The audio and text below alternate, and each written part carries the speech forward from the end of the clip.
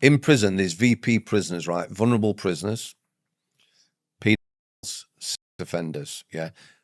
They're kept separate from everyone else because when they come into prison, they pick on the vulnerable. They're seen as vulnerable.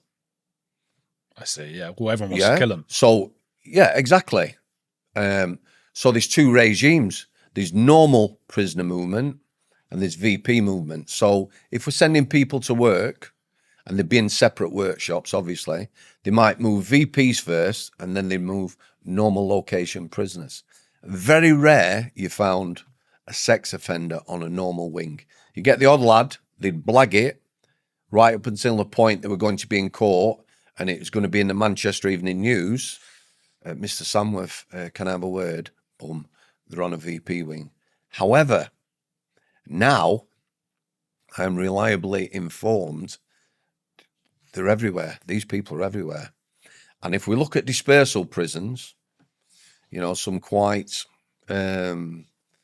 just evil people. Let's remember Sarah Sharif, the little girl, pretty little girl, father and mother, loosely speaking, she ended up dead. So her dad has killed his daughter. He's gone to dispersal prison. He's protected. He's a Muslim. You're in our gang now. You've got protection. Now, that protection might come at a price. It might be that he's extorted. His family have to pay, maybe some money on the out or something like that. Or at some point, he might be required to may assault an officer or something. But as it is, there's no VPs, us and them. Everyone wants to kill them. They're all welcome into the sort of brotherhood, as it were. Bloody hell. That's mad. That's mad, because my understanding of prison, which is very limited, but it was always like those guys go into prison having committed a crime like that, they're just killed or something horrible happens to them. I remember I read a book of a fellow who was in prison, and he said part of it, in addition to just the disgust at what those guys have done to children often, is that a prisoner feels like they're very low status. So when some people come into the prison who are even lower status than them, it's a feeling of like almost euphoria, like we're above them and I get to do what I want to them. Do you know what I mean? Yeah. But yeah, what you're telling me though is that now with the Muslim grooming gangs, I imagine, right? What happens then? They go into prison. Well, again, as my time was coming to an end at Strangeways, the VP wings.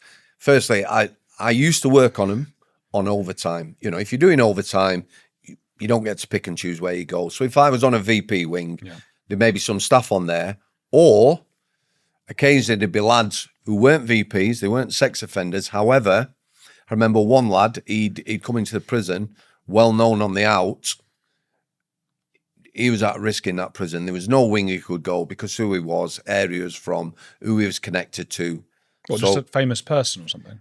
Infamous. Okay. Yeah, maybe somebody from a different gang. There's none of his mates in that prison or whatever.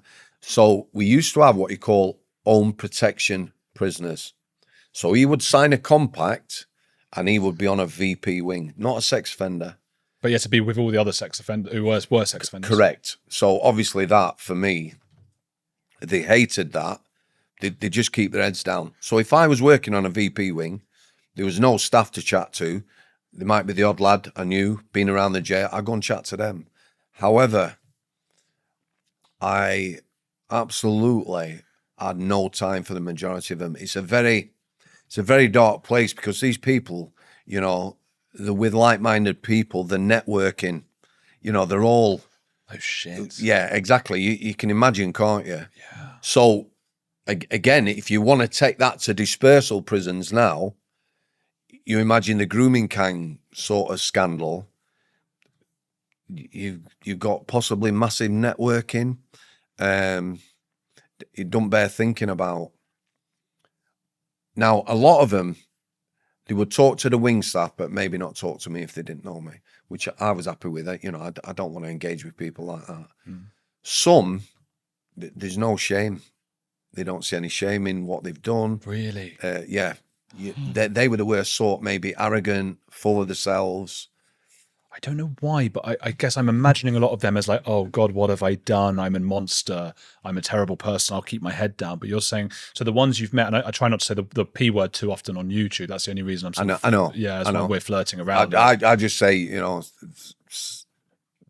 people who harm children or whatever, people know what we're talking about. It's actually disgusting that YouTube makes us do that, but that's another point. 91% watching Heretics clips are not subscribed.